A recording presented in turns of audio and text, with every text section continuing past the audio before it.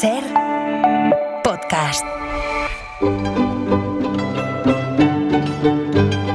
En La Ventana acontece, que no es poco, un relato personal de la historia con Nieves con Costrina, Cadena Ser.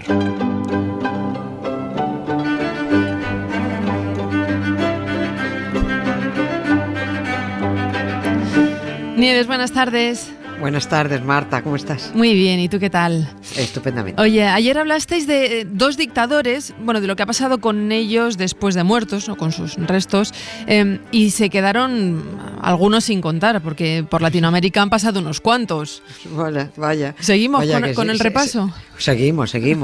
Hoy rematamos, mira qué bien, vamos a rematar a esos otros dictadores mencionados ayer, que por ser eso, dictadores, tienen que esconder sus vergüenzas, sus cenizas y sus huesos después de muertos. Casi todos menos Franco, ya lo mencionamos ayer, al que los madrileños le pagan todavía el mantenimiento de su panteón. También te digo que como la mayoría de los votantes de Madrid son ultraderechistas, visto los resultados, pues estarán encantados. Ellos son más partidarios de estas malas personas que son Almeida, los cementerios dependen de él, por cierto, y Ayuso. Algunos no tienen para la guardería del niño, pero contribuyen al mantenimiento del casoplón mortuorio del dictador y su mujer La Collares en el cementerio de Mingorrubio. El único consuelo es que no está donde quería, ni donde quería su familia, que era en la Catedral de la Almudena. Esa fue la primera intentona, pero se fastidió. Ayer mencionamos a unos cuantos dictadores americanos muertos y defenestrados de sus países cuando recuperaron la democracia, pero es que se nos quedaron varios fuera. Venga, pues ¿por cuál seguimos? ¿Dejamos pendiente al nicaragüense, a un argentino, al dominicano, paraguayo? Sí, vamos a empezar por el paraguayo. Venga. ¿Para qué? Paraguayo, que decíamos el chiste. Que puede que sea menos conocido.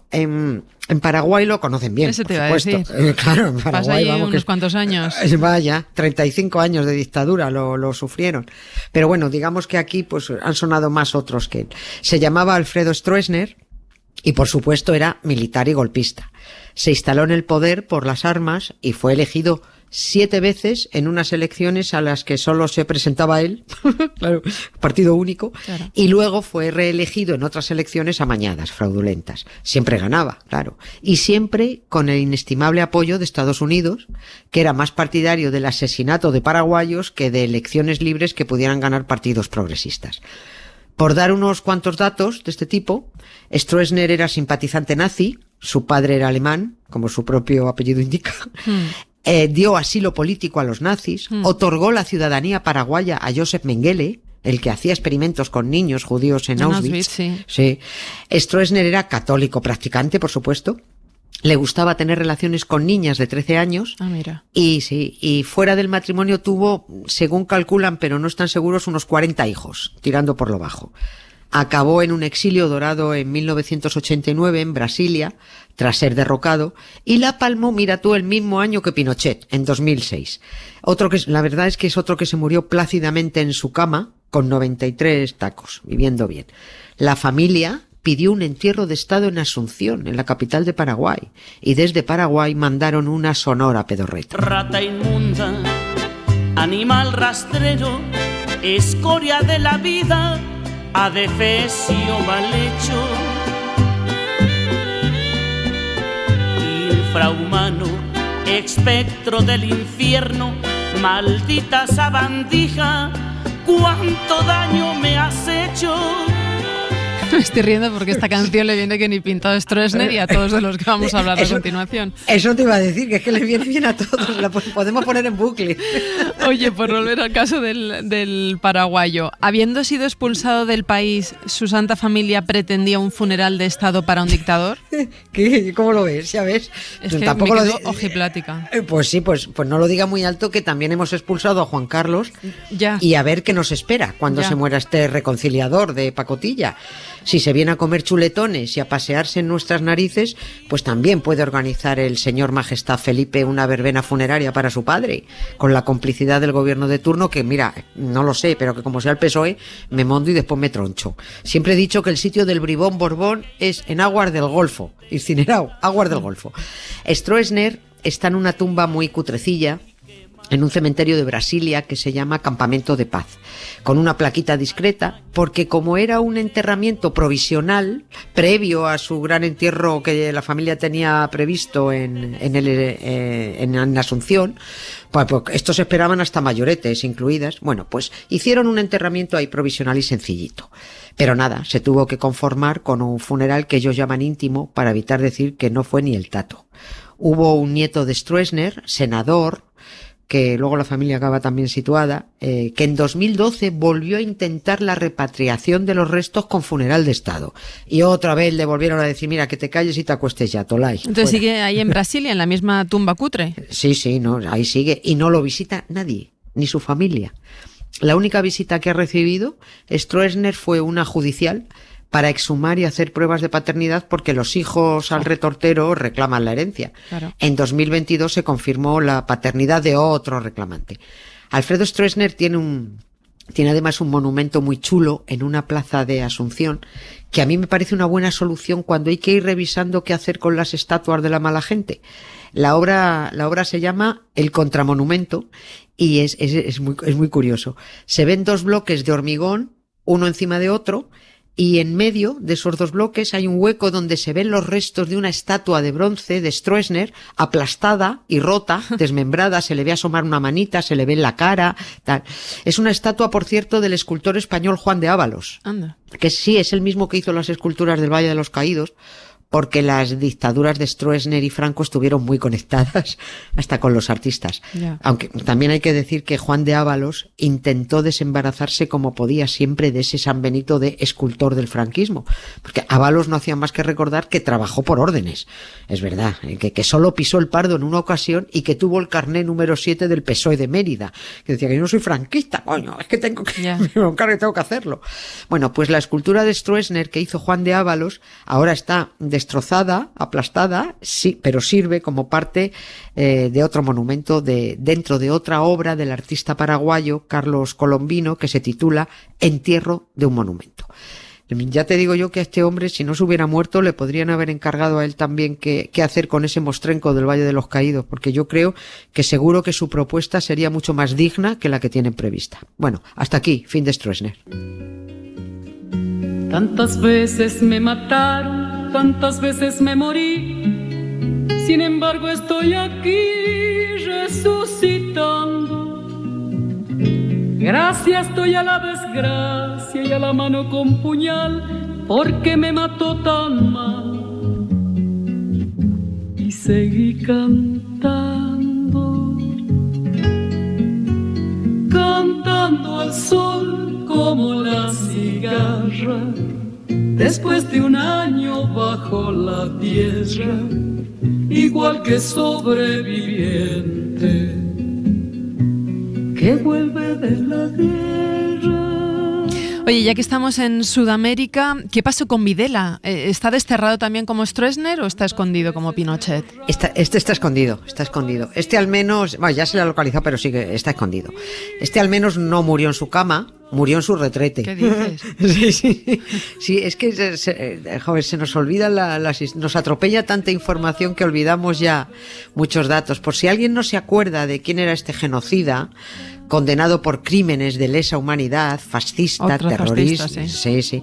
Pues Jorge Rafael Videla fue un militar implicado en el golpe de Estado de 1976 que provocó la muerte y la desaparición de miles y miles de personas.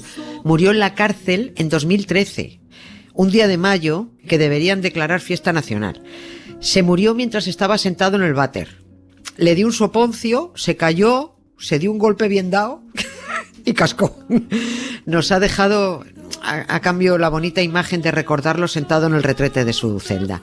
Su familia no sabía qué hacer con él ni dónde ponerlo, porque algo le iban a hacer. Claro.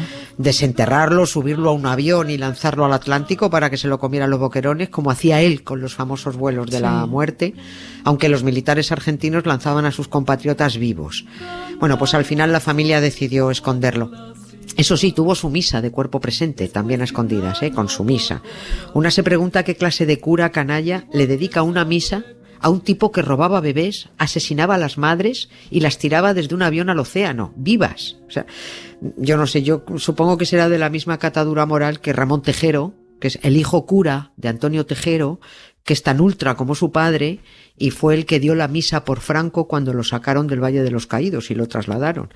Bueno, pues la clientela de Ramón Tejero en Marbella, que por ahí, que creo que sigue teniendo allí la parroquia, debería aconsejarle a Ramón Tejero que se arrepienta de sus gravísimos e inmorales pecados mortales. Ya sabes cuáles son. Pero lo que pasa es que como ya sabe el que el infierno no existe, pues sigue pecando alegremente. A Videla lo escondieron, como decía, pero ya está localizado. Costó encontrarlo, costó muchísimo encontrarlo, pero lo encontraron. ¿Pero ha sufrido algún tipo de represalia? Nada grave, creo que nada grave. Pintadas, carteles, pero vamos, nada grave. La familia pretendió inicialmente enterrarlo en su pueblo, en Mercedes, que es una ciudad que está en la misma provincia de Buenos Aires, a unos 100 kilómetros de la capital federal. La familia Videla tiene allí 2 bóvedas, que llaman ellos, son 2 nichos, ¿no? Y allí querían encajarlo. En realidad querían incinerarlo porque es más fácil esconder unas cenizas que un muerto entero. Claro. Pero como se abrió una investigación por la muerte de Videla en su celda, el juez prohibió la cremación por si se necesitaba hacer más pruebas forenses. Yo tampoco sé qué esperaría la familia y los hijos cuando comunicaron tan contentos que lo iban a enterrar en Mercedes inicialmente.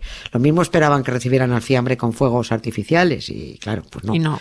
No, hubo manifestaciones, se montó una en Mercedes impresionante, todavía se mantienen allí unas pintadas en la carretera, hubo manifestaciones, hubo muchísima bronca, forraron la entrada del cementerio con carteles de protesta y plantándose porque dijeron que no estaban dispuestos a permitir que su cementerio se convirtiera en un centro de peregrinación del fascismo argentino. Como tituló la prensa argentina entonces, a Videla no lo querían en su pueblo ni muerto. Así que la familia tuvo que agarrar al fiambre y ponerse a buscar como loca otras ciudades y otros cementerios donde autorizaran el entierro de Videla, en secreto, claro, para que no se volviera a montar otro pollo.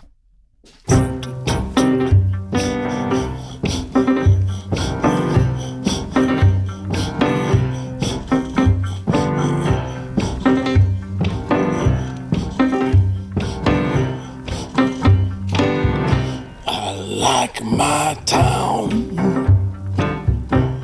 with a little drop of poison. Nobody knows.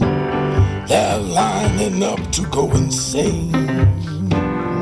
Claro, pero muy en secreto tampoco se le podía enterrar habiendo una investigación en marcha, ¿no? Porque al menos la justicia tendría que estar informada de dónde le ponían. Sí, la justicia estaba así fue. La justicia argentina lo único que le dijo a la familia es: ni se os ocurra incinerar de momento, os buscáis la vida con el muerto y cuando tengáis claro dónde lo vais a colocar nos comunicáis y ya está. Y así se hizo. Al final encontraron hueco en un cementerio privado de la ciudad de Pilar, en la misma provincia de Buenos Aires, pero más al norte. La administración del cementerio, el cementerio se llama Jardín del Pilar, dio orden por escrito a todos sus trabajadores prohibiendo informar sobre la ubicación exacta de la tumba. Nadie debía conocer el paradero final de Videla. Varios concejales del ayuntamiento lo intentaron, varios partidos políticos, pero nada, no hubo forma. Y el fiscal, Sebastián Basso, se llamaba, no soltó prenda. Dijo que el juzgado sabía dónde estaba Videla y punto. El entierro fue de noche, con menos de 10 personas presentes. En 2015 se supo al final que Videla estaba enterrado bajo una lápida donde pone Familia Olmos. Y fue Florencio Alberto Olmos el que al principio se hizo el tonto, que era el propietario de la tumba, diciendo que si habían enterrado a alguien en su tumba familiar había sido sin su permiso. Una idiotez, como si no fuera fácil averiguar que fue él quien prestó la tumba familiar porque había sido un cargo a las órdenes de Videla, agregado militar en la Embajada Argentina en España, y el tal Florencio y la buena noticia es que también se ha muerto ya, y bueno, ya suponemos que está con Videla, estarán juntitos los dos, si es que Videla sigue allí, pues ya no he comprobado más. Y ya está, no vamos a dar más turra con más dictadores muertos. Y mira que nos quedan, porque sí. Pensaba yo en Somoza, en Trujillo. Sí, nos queda, pero es bueno, me da no sé qué seguir con tanto muerto. De Somoza ya nos ocupamos en 2021, la verdad ya lo contamos. Que por cierto, también hay un monumento en su honor, hecho con el coche en el que lo acribillaron.